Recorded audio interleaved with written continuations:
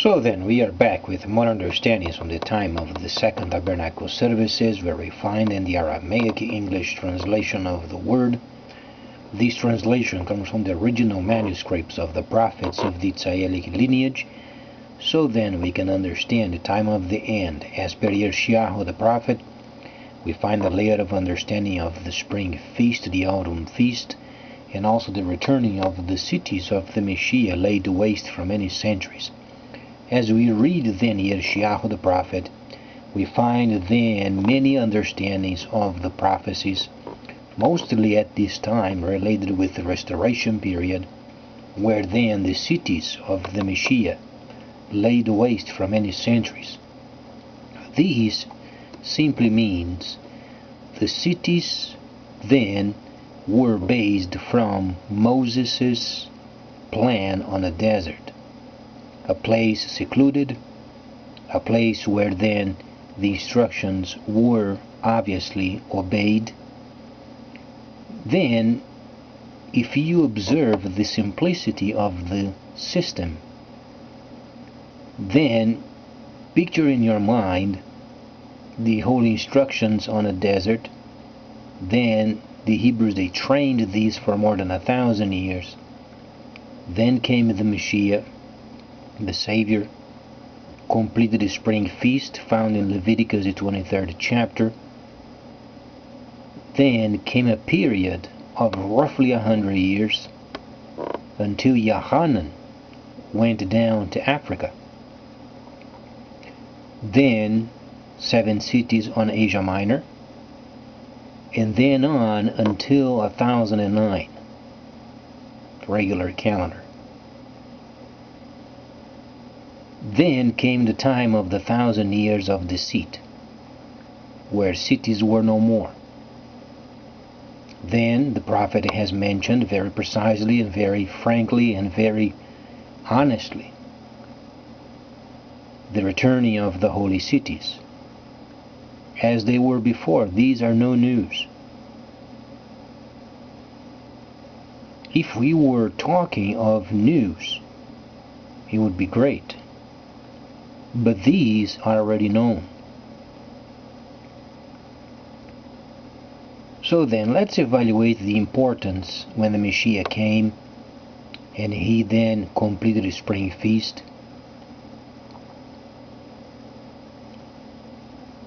Then he went and spent 72 hours in the inferno. His soul was down there. He visited them. Then he came back. Returning from the dead does not mean a person is resting at night in a state of standby and then returns. If you can understand your worst nightmare that you ever had in your life, what the Messiah experienced down there was far greater. Then he came back. This is what it means, coming back from the dead. People are thinking coming back from the dead is some sort of a mystical understanding of a person having power over death. The death Messiah was making reference of is not only your mortal body. That's the least of the whole situation. The problem is not the body, the problem is the soul.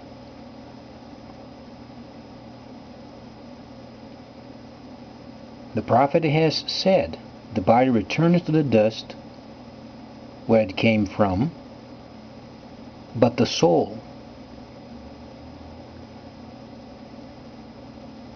So the death the Messiah was making reference of, he came from a place where the souls are stuck. He was there, he testimonied them, he observed them, then he returned.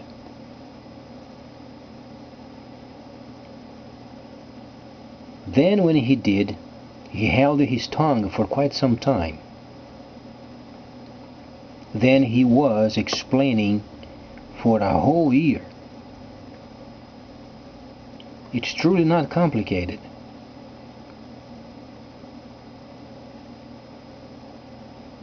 Let's say you give some instructions to someone in your family or a friend of yours. Then you go out on a trip. Every step of the way you understand prior to giving those plans. Then you stay away for quite a while and then you return. Then you find the place in shambles. Yet when you return, you want to put the place in order. Then, step by step, you reteach until the plan is then completed.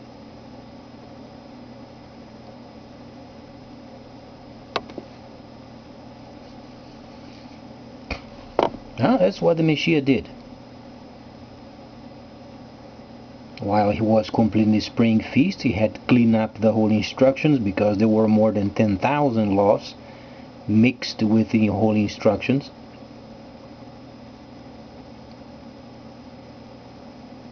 Then he gave his life on the benefit of his people and the Gentiles. Then he visited Sheol, he came back. And then he taught them for a year. Then he ascended. Then, during this time, because the people were being enlightened and they wanted more of the holy instructions, then the byproduct of their obedience was obviously prosperity. Not because they deserved, but because the fact of being interested on the holy instructions and understanding them. As they return then from a place of disobedience and they were obedient, the byproduct of it is then prosperity.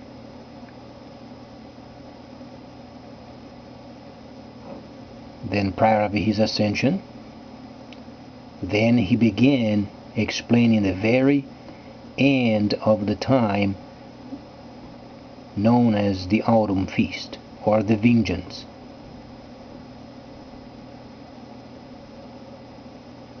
So he did, and people didn't like it very much.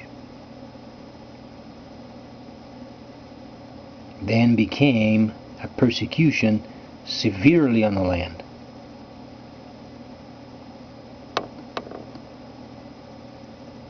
As Yohanan ended up then in northern Africa. Thus when we read then Yirmiyahu the prophet, then we understand why Yohanan was so far away.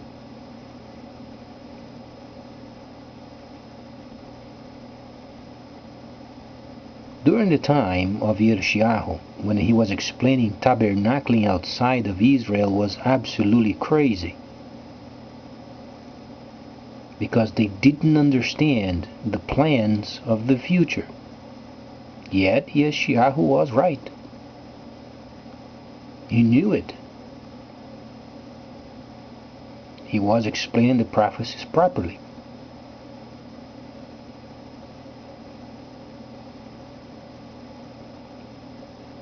During the time of the Messiah, when the people became prosperous because of their obedience, and then during the time of the holy cities, Asia became very prosperous. But let's understand their prosperity. Because they were obedient. Let's make this very clear. The holy instructions are not for Gentiles, primarily. The holy instructions are for the people of the lineage, primarily. The Messiah has said many are gathered, but only a few are chosen. Does not mean that some of them are saved, some of them are not. Some of them are taken into the cities, and then the rest of them remain outside, also saved, but outside of the holy cities.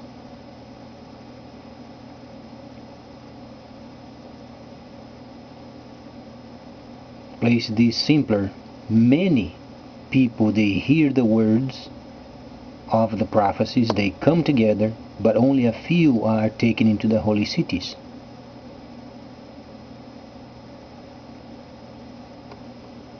During the time of the Messiah, when he came from the dead,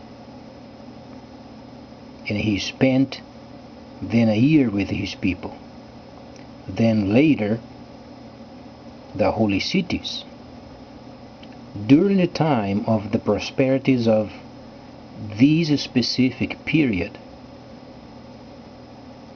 those people, those Gentiles, were extremely obedient to what the prophets were saying. As you understand, there are 7 spirits of God, or Elohim, 7 functions. One of them is prophecy. There is the instructions and the prophecies of the instructions, where they point people back to the instructions. As they do obediently, then the extras are given. But then there are known as the local prophecies, pointing the future. Let's make this very clear. Directives for the purposes of harmony are only obtained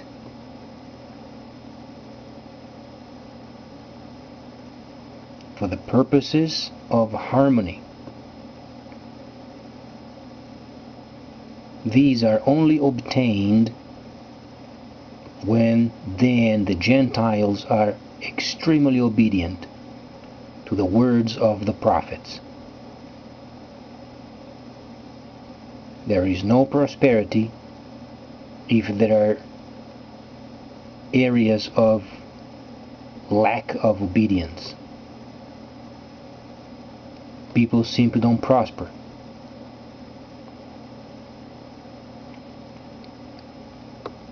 This must be emphasized many times. As the holy cities they return, their objectives are then directing the people, directing trade. Only prospers if there is obedience to what the prophets say.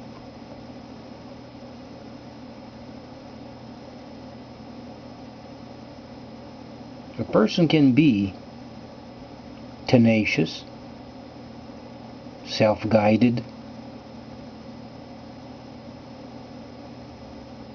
but then a person is empty, always lacking of some sort. Harmony is obtained when the prophets they give directives and the people are obedient.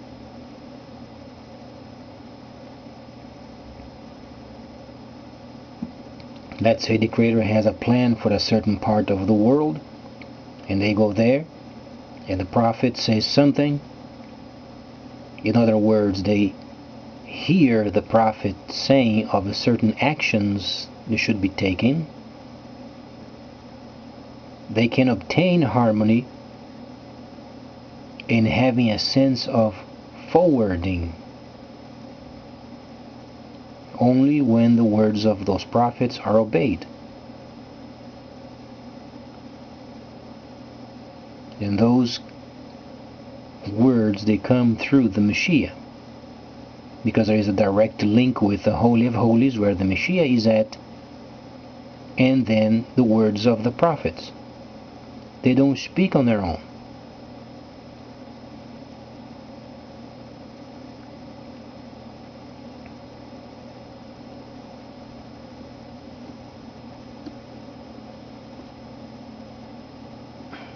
As we read then the instructions, we read, for instance, Daniel the 11th chapter, We are understanding then the northern kingdom adjusting itself.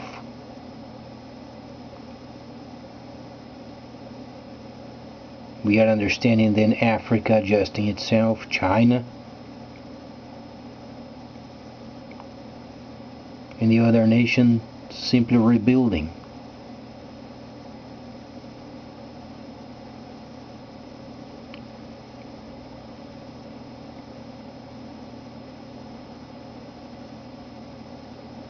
The world had the unfortunate time of 1,000 years of deceit.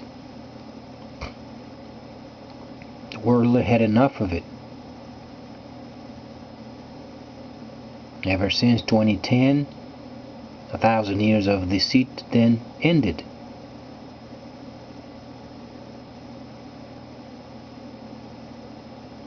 And the cities of the Messiah are returning, and the first city is on the land of Cush, because it speaks of a place, northern Africa, it speaks of tabernacling, speaks of the times and the seasons, speaks of Shabbats, sounding then of shofars, as precisely it was during the time of the Messiah, and then other cities must come up.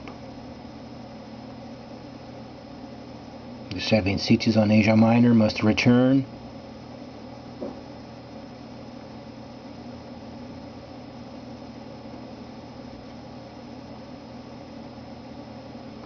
The world is not truly used to this. The world always, during the time of the 1,000 years of deceit, did what they wanted. At this time, they can't do it anymore. Until the holy plans are lined up, they can't do what they want, except the kingdom of the east, north, and south. Yet they are guided,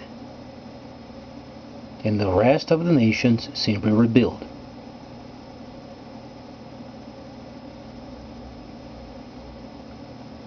Are not the cities being rebuilt, and the cities of the Messiah laid waste for many centuries? The form of rebuilding.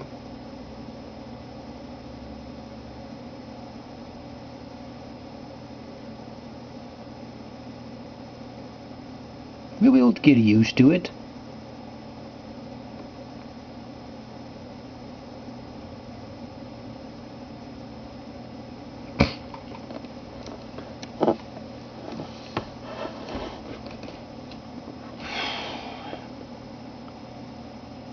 Daniel the prophet.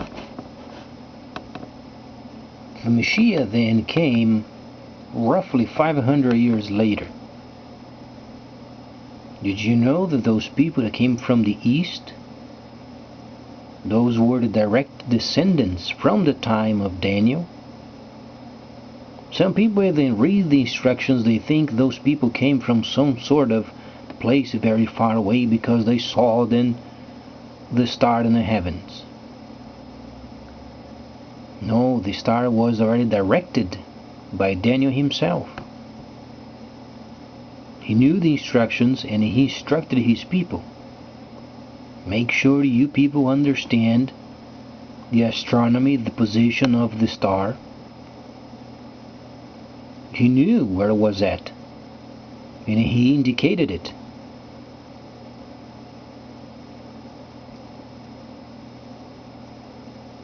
Try to understand, there were many other Megillas of Yirmiyahu the prophet. There were many. Don't think Yirmiyahu the prophet only wrote a specific Megillah. Oh no, he wrote many copies of it. He would go there in the temple, they would talk with those people of the law, they would listen to him, take notes. Some of them they burned themselves. Yirmiyahu went back and he rewrote it.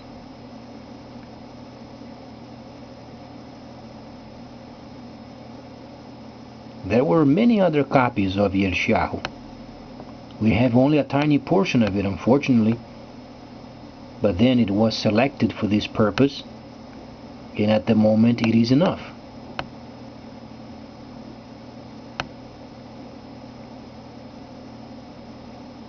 Daniel knew it,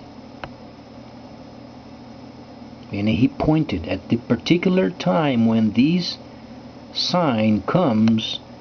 Then you take this much and you go over there and give to him. And sure enough, 500 years later roughly, it did.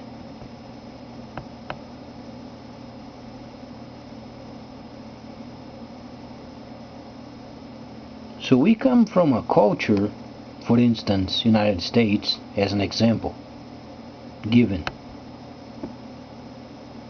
It's only roughly a couple hundred years old.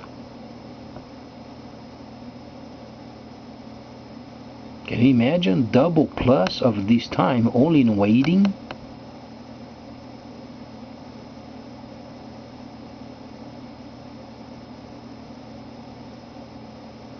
And there they were.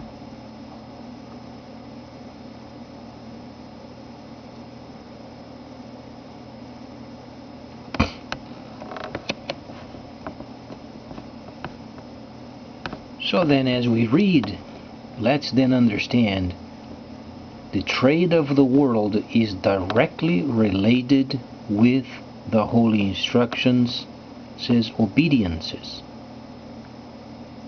particularly regarding the world and the Gentiles. They must be directed by the prophets. Though there is a system, computerized system and so on and so forth, but if you want harmony, then the work of the prophets is absolutely the utmost importance.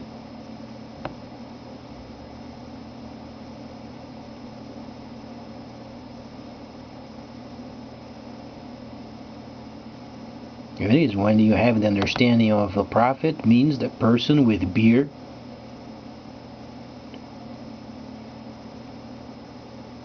and then a veil over the face or then over the head with talit, sandals and so on and so forth.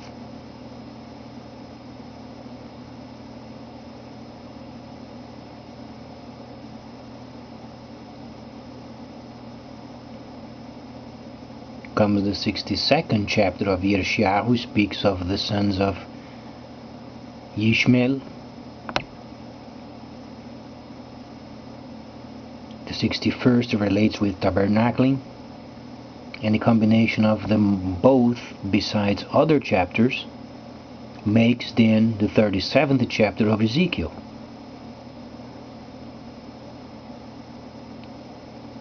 The stick of authority of the first son and the second son.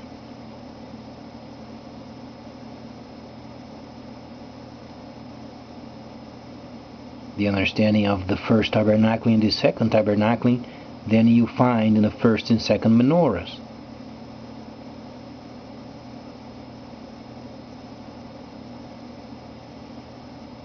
Understanding the holy instruction is very harmonious. It's never confusing.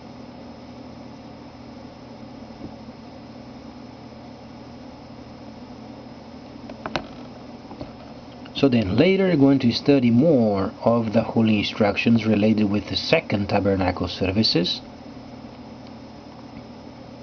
and also going to understand Yeshayahu the prophet, and then what Shaliach Shaul did based from the prophets. We're going to take away the mysticism from Shaliach Shaul, known as Paul. Paul means tiny in the Greco language. It was a nickname, and it was a mocking nickname.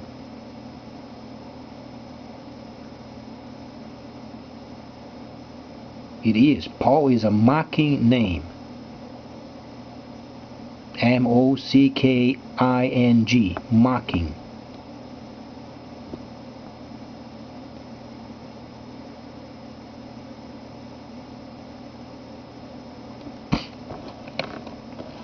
and then Shimon, known as Peter. Peter simply means rock in the Greco language. It was his nickname. His name was Shimon, never changed.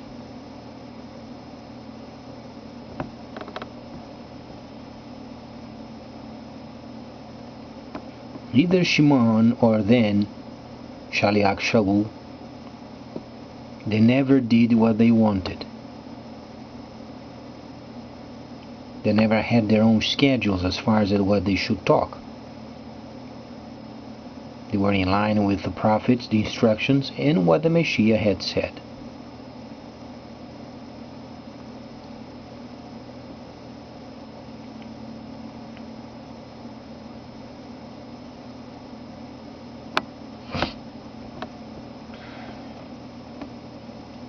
There is a section in Shimon, very important.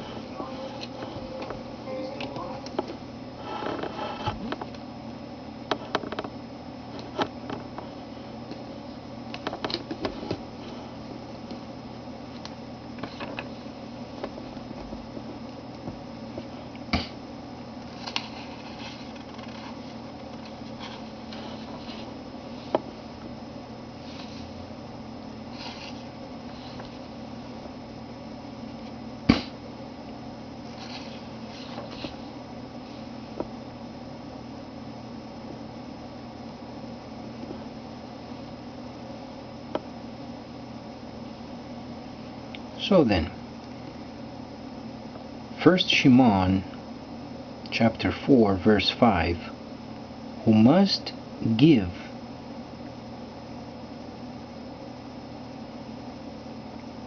an explanation to Elohim, who is the judge of the living and the dead. Firstly then, the dead is not going to give an explanation.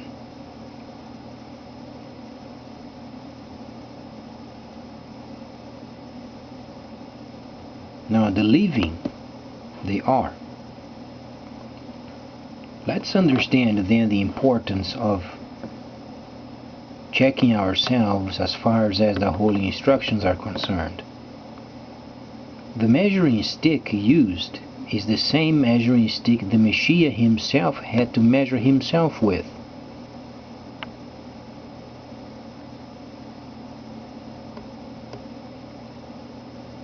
As you understand, the Messiah had a holy nature. As you understand, the sanguinary part of the Messiah, as far as his veins,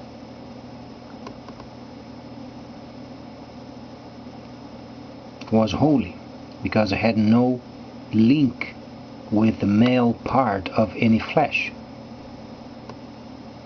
If you study the relationship of men and women, you understand.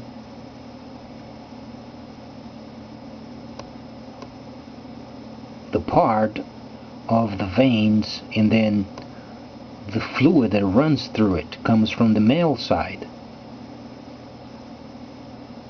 The mother has no link with it.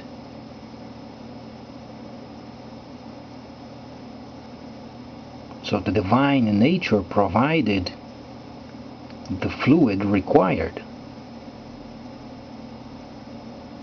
from a divine nature. Then the Messiah was able to pay for the price. But then as we study the holy instructions, after he paid the price, let's understand a bit then the writings of Yehuda, known as Jude. Not sure how they got his name from. Yehuda. What's going on with Yehuda?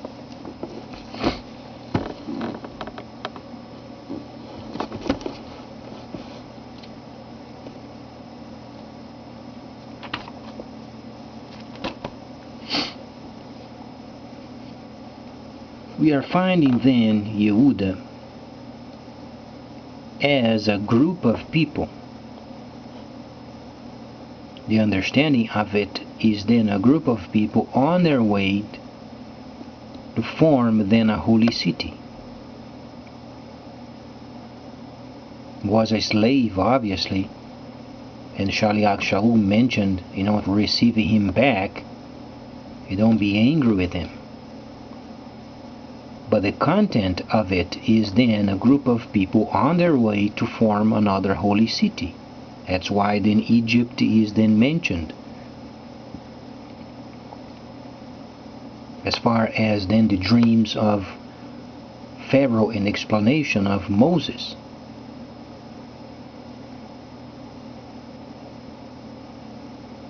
You find the people on their way and forming another holy city. That's why he said, those people who are not chosen to be part of the holy city should be out.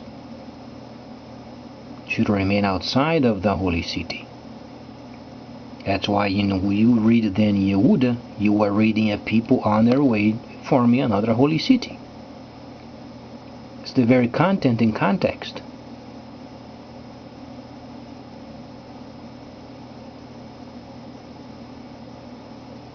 During this time, the Messiah already had taught them for a whole year how to act and how to perform those holy feasts, Moadim.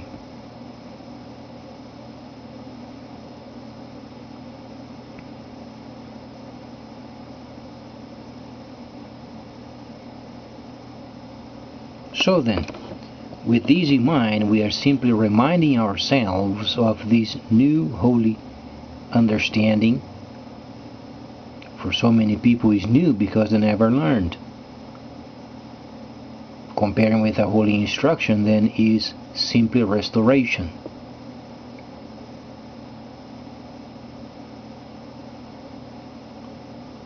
So reading the holy instruction is very interesting. Lots of history, geography, and most importantly, understanding what the Messiah did for us, and we then become revealed people. Please stay tuned, much more coming up.